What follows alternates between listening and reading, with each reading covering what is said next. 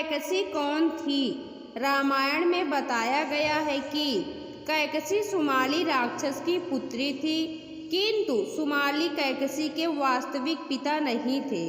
कैकसी के वास्तविक पिता अग्निवेश थे, क्योंकि इनकी पत्नी का हरण सुमाली ने किया था, जो हरण के समय गर्भवती थी। किंतु कैकसी को यह ज्ञात कभी नहीं हो पाया कि वह सुमाली की पुत्री नहीं है। कैकसी गुणवान तथा रूपवती दिव्य कन्या थी, जिसकी रावण तथा कुंभकर्ण जैसी संतानें भी महापराक्रमी थी।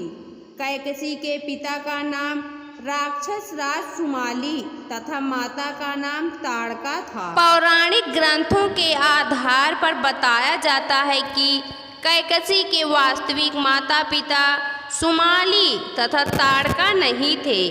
कैकसी की माँ को सुमाली ने हरण किया था और उस समय कैकसी अपनी हरण हुई माँ के गर्भ में थी। कैकसी का पालन पोषण एक अद्भुत योजना का प्रारूप था, जिसे सुमाली राक्षसों के लिए पूर्ण रूप देना चाहता था।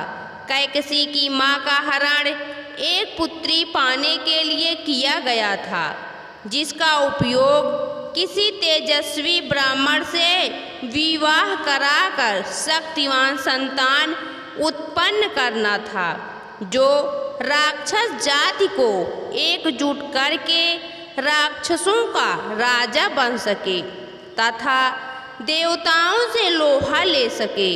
जब कैकसी मात्र 13 वर्ष की थी, तब सुमाली ने कैकसी से कहा कि तुम महर्षि विश्रवा के आश्रम जाओ और उन्हें अपने सौंदर्य के प्रेम जाल में फंसाकर उनसे विवाह करो, जिससे जो भी संतान उत्पन्न होगी वह राक्षस जाति का गौरव तथा बलशाली होगी।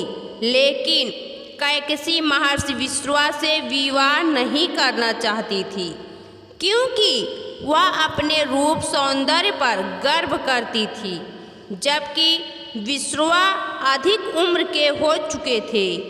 किंतु न चाहते हुए भी कैकसी का विवाह महर्षि विश्रवा से हुआ तथा कैकसी और विश्रवा से 4 संतानें उत्पन्न हुईं। रावण, कुंभकर्ण, विभीषण और शूर्पणखा, जिनमें रावण कुंभकर्ण राक्षस प्रवृत्ति के थे तथा बलशाली भी थे, जबकि विभीषण अपने पिता विश्रवा की तरह दयालु, गुणवान तथा वेद पाठी थे।